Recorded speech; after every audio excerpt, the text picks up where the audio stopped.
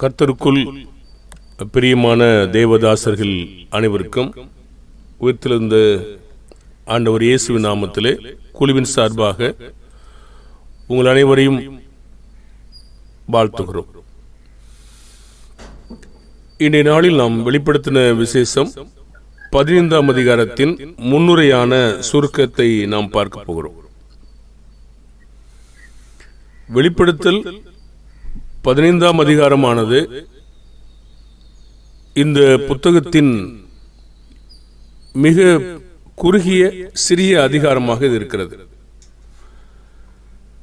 இந்த அதிகாரம் வானத்திலே பெரிதும் ஆச்சரியமான வேறொரு அடையாளமாகிய கடைசியான 7 வாதைகளுடைய 7 தூதரை யோவான் காண்பதிலிருந்து ஆரம்பமாகிறது. அந்த 7 வாதைகளில் தேவனுடைய கோபம் முடிவடைகிறது. 16ஆம் அதிகாரத்தில் தேவனுடைய கோபம் அந்த 7 வாதைகளினாலே ஊற்றப்படுகிறதை நாம் காண முடியும். வெளிப்படுத்தல் 15:2 அக்னி கலந்த கண்ணாடி கடல் போன்ற ஒரு கடலை யோவான் தரிசனத்தில் பார்க்கிறார். வெளிப்படுத்தல் 4ஆம் அதிகாரம் 6ஆம் வசனத்தில் பரலோகத்தில் தேவனுடைய சிங்காசனத்திற்கு முன்பாக பளிங்குக்கு ஒப்பான கண்ணாடி கடலை யோவான் தரிசனத்தில் பார்த்தார். இப்பொழுது 15ஆம் அதிகாரம் 2ஆம் வசனத்தில் யோவான் மிருகத்திற்கும் அதன் சொரூபத்திற்கும் அதில் முத்திரைக்கும் அதன் நாமத்திற்கும் லக்கத்திற்கும் உள்ளாகாமல் ஜெயங்கொண்டவர்கள் தேவ சுரமண்டலங்களை பிடித்துக் கொண்டு அந்த கண்ணாடி கடலருகே நிற்கிறதை காண்கிறார்.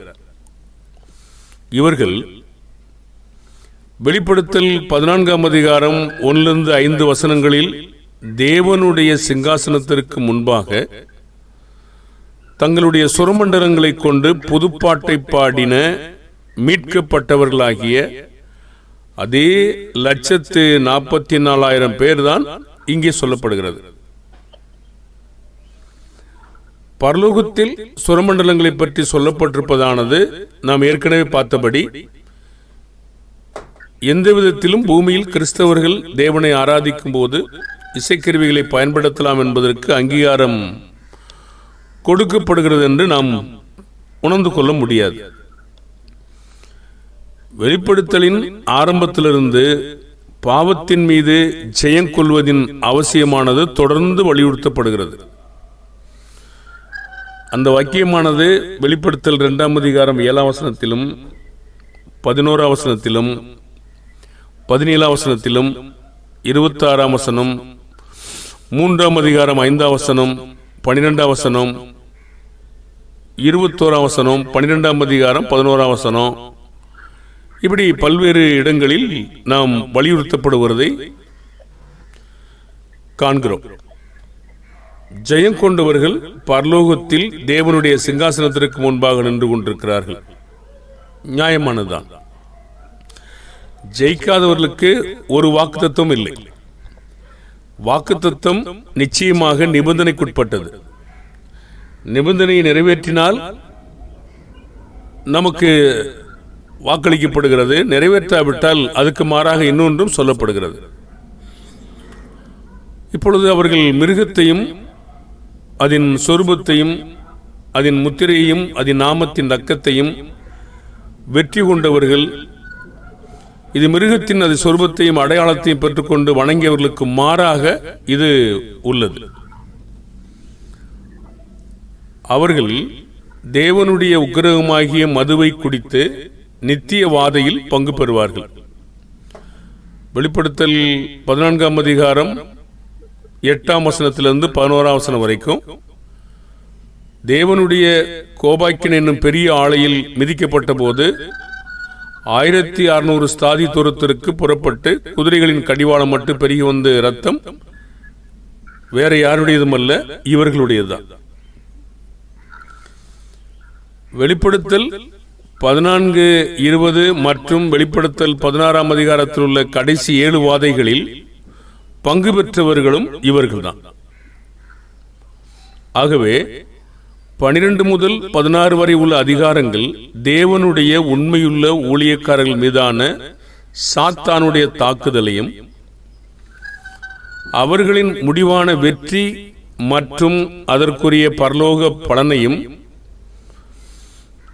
இன்னும் சாத்தானையும் அவனுடைய தந்திர வழிகளையும் ஜெயங்கொள்ளாதவர்களுக்கான நித்திய அழிவு பற்றியும் கூறுகிறது. மிருகமும் அதில் சொரூபமும் போன்றவர்களும் இதில் உள்ளடங்குவார்கள்.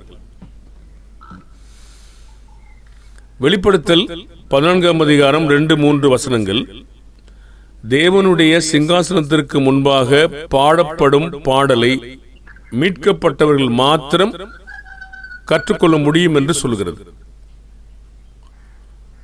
15ஆம் அதிகாரம் 3 தேவனுடைய பணியில் ஜெயங்கொண்ட ஊழியர்கள் தேவனுடைய ஊழியக்காரனாகிய மோசையின் பாட்டையும் ஆட்டுக்குட்டியானவரின் பாட்டையும் பாடி, சர்வ வல்லமையுள்ள தேவனாகிய கர்த்தாவே, தேவரின் உம்முடைய கிரியைகள் மகத்துவமும் ஆச்சரியமானவைகள், பரிசுத்தவான்களின் ராஜாவே, தேவரீர் உம்முடைய வழிகள் நீதியும் சத்தியமான வழிகள் என்று சொல்லுவார்கள். இங்கே மோசையின் பாட்டும் ஆட்டுக்குட்டியானவரின் பாட்டும் புதுப்பாடலோ அல்லது இல்லையோ ஒன்று நமக்கு நன்றாக தெரிகிறது. அது நித்திய ரட்சிப்பை பெற்றவர்கள் மாத்திரம் அவருடைய சிங்காசனத்திற்கு முன்பாக அவருடைய சமூகத்தில் தேவனை நோக்கி அந்த பாடலை பாடும் தகுதியை, அதாவது ஸ்லாக்கியத்தை பெற்றிருக்கிறார்கள். பரிசுத்தவான்கள் தேவனை அவருடைய பெரிதும் மகத்துவமான கிரியைகளுக்காகவும் உண்மையும் நீதியுமான வழிகளுக்காகவும் அவரை துதிப்பார்கள். அவர் பரிசுத்தவான்களின் ராஜாவாக இருக்கிறார். வசனம் 15 கர்த்தாவே, யார் உமக்கு பயப்படாமலும் உமது நாமத்தை மகிமைப்படுத்தாமலும் இருக்கலாம் என்று பரிசுத்தவான்கள் கேட்கிறார்கள். இதன் பொருள் என்னவென்றால், எல்லா மனிதரும் தேவனுக்கு பயந்து அவரை மகிமைப்படுத்த வேண்டும் என்பதுதான். பிரசங்கி 12ஆம் அதிகாரம் 13ஆம் வசனத்திலே நாம் வாசிக்கிறோம், காரியத்தின் கடைத்தொகை கேட்போமாக தேவனுக்கு பயந்து அப்படின்னு வருகிறது. அப்போஸ்தலர் 10ஆம் அதிகாரம் 34-35, ரோமர் 1ஆம் அதிகாரம் 18-28 வரைக்கும் தேவனை அறிந்தும் தேவனை மகிமைப்படுத்தாத மக்கள் அங்கிருந்திருக்கிறார்கள். கண்டிப்பாக அவரை எல்லா மனிதரும் மகிமைப்படுத்த வேண்டும். அதுக்கான காரணம் என்னவென்றால், தேவன்தான் சிருஷ்டிகர். வெளிப்படுத்தல் 4ஆம் அதிகாரம் 11ஆம் வசனமும் 14ஆம் அதிகாரம் 6-7 தேவனுடைய பரிசுத்த தன்மை மற்றொரு காரணம், அவரை மகிமைப்படுத்துவதற்காக. வெளிப்படுத்தல் 15:4 இந்த வசனம் அவர் ஒருவரே பரிசுத்தர் என்று சொல்லுகிறது. அவர் ஒருவரே பரிசுத்தர் என்று சொல்லப்படுவதோடு அவர் ஒருவரே ஞானம் உள்ளவராயும் இருக்கிறார். ரோமர் 14:27, 1 தீமோத்தேயு 1:17, யூதா 1:25. அத்தோடு அவர் ஒருவரே நல்லவராகவும் இருக்கிறார். மத்தேயு 19:16-17 வரைக்கும் இப்படி சொல்லப்பட்டிருப்பது, நாம் பரிசுத்தத்தையும் நன்மை செய்வதையும் ஞானத்தையும் நம்மால் அடைய முடியாது என்பதல்ல, நம்மாலும் முடியும் என்பதற்காக இப்படி சொல்லப்படுகிறது. உண்மையில் நான் நன்மை செய்பவர்களாக, பரிசுத்தம் உள்ளவர்களாக, ஞானம் உள்ளவர்களாக தேவனை பற்றி சொல்லும்போது அவர் இவைகள் இருப்பிடமாக இருக்கிறார் என்பது தெரிந்து கொள்ள வேண்டும் என யாக்கோபு 1:5 சொல்லுகிறது. பிறகு கீழே சொல்லும்போது, நன்மையான எந்த ஒரு ஈவும் பரலோகத்திலிருந்து பிதாவிடத்திலிருந்து இறங்கி வருகிறது, அவரிடத்தில் யாதொரு மாறுதலும் வேற்றுமையின் நிழலும் இல்லை என்று வாசிக்கிறோம். நிச்சயமாக தேவன் ஒருவரே மகிமைப்படுத்துவராகவும் கனப்படுத்தக்கூடியவராகவும் போற்றுவதற்குரியவராகவும் இருக்கிறார். நம்முடைய சொந்த முயற்சினாலே நம் பரிசுத்தத்தையும் நன்மையும் ஞானத்தையும் பெற்றுக்கொள்ள முடியாது. நாம் முயற்சி செய்ய வேண்டும். அதே நேரத்திலே தேவன் ஒருவரே காரணமாகவும் இருக்கிறார். யோவான் 15:5 பரிசுத்தமும் நன்மை ஞானம் இவைகளுக்கு மாதிரியாகவும் இருக்கிறார். தேவனுடைய வார்த்தையிலிருந்து தேவன் எப்படிப்பட்டவராக இருக்கிறார் என்று அறிந்து அதன் அடிப்படையில் நாம் அவரை போலவே ஆக வேண்டும். மோசையின் பாட்டும் ஆட்டுக்குட்டியானவர் பாட்டும் தேவனுடைய நியாயத்தீர்ப்பின் வருகையை முன்கூட்டியே அறிவிக்க ஆரம்பமானது. எல்லா ஜாதிகளும் வந்து உமக்கு முன்பாக தொழுது கொள்வார்கள், உம்முடைய நீதியான செயல்கள் வெளியரங்கமாயின என்றார்கள். வெளிப்படுத்தல் 15 நாளில் பரிசுத்தவான்கள் அந்த வார்த்தைகளை பாடியதை கேட்ட பிறகு யோவான் பரலோகத்தின் சாட்சியின் கூடாரம் ஆகிய ஆலயம் திறக்கப்பட்டதை பார்க்கிறார். வெளிப்படுத்தல் 15:5 இது பழைய ஏற்பாட்டு காலத்தில் ஆசரிப்பு கூடாரத்திற்குள்ளாக உடன்படிக்கை பெட்டியை கொண்டிருந்த மகா பரிசுத்த ஸ்தலத்திற்கு அடையாளமாக தோன்றுகிறது. பொதுவாக பழைய ஏற்பாட்டு சம்பவங்கள் நிழல், புதிய ஏற்பாட்டு சம்பவங்கள் பொருள். அதை பற்றித்தான் அதிகமாகவே வெளிப்படுத்தின விசேஷத்தில் நாம் முன்னுரை படிக்கும் போது படித்துக் கொண்டிருந்தோம். புதிய ஏற்பாட்டிலும் அநேக இடங்களில் இப்படித்தான் பார்க்கிறோம். எபிரேயர் புஸ்தகங்கள், கொலோசியர் புஸ்தகங்கள், வெளிப்படுத்தின விசேஷம், இது போன்ற இடங்களில் நாம் இவைகளை பார்க்க முடிகிறது. நிறைய காட்சிகளை அடையாளப்படுத்துவதற்காக இங்கே அது சொல்லப்படுகிறதை நாம் பார்க்க முடியும். அப்போ வெளிப்படுத்தல் இந்த 15:5 பழைய ஏற்பாட்டு காலத்தில் ஆசரிப்பு கூடாரத்திற்கு உடன்படிக்கை பெட்டியை கொண்டிருந்த மகா பரிசுத்தத்திற்கு அடையாளமாக இது தோன்றுகிறது என்று சொன்னோம். இதை போன்றதொரு விவரிப்பு வெளிப்படுத்தல் 11:14-19 வசன பகுதியில் உள்ளது. அங்கே நாம் பார்க்க முடியும். அங்கு 7ஆம் முத்திரையின் 3வது மற்றும் இறுதி ஆபத்தின் போது ஆலயம் திறக்கப்பட்ட போதும் உடன்படிக்கை பெட்டி காணப்படுவதும் தேவனுடைய கோபம் ஊற்றப்படுவதோடும் சம்பந்தப்பட்டதை நாம் பார்த்தோம். பழைய ஏற்பாட்டில் அடிக்கடி இவ்விதம் உள்ளது. இங்கு 15ஆம் அதிகாரத்திலும் அது உண்மையாக உள்ளது. ஆலயம் திறக்கப்பட்ட போது அந்த ஆலயத்திலிருந்து 7 வாதை உடைய அவ்வேழு தூதர்களும் சுத்தமும் பிரகாசமான மெல்லிய வஸ்திரம் தரித்து மார்பருகே பொற்கட்சிகளை கட்டிக்கொண்டு புறப்பட்டார்கள். வெளிப்படுத்தல் 15:6 இந்த தூதர்கள் தேவனுடைய நியாயத்தீர்ப்பை வெளிப்படுத்துவதற்காக வந்தவர்களாய் இருக்கிறார்கள்.